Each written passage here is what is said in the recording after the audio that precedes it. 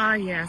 Yung mga lawyers, they've been preparing, or they were hired as early as fourth quarter of 2023, the moment that one of the members of the House of Representatives announced that they will file a case against me. At nakumpirma ko yun sa loob ng opisina noon ng speaker noon.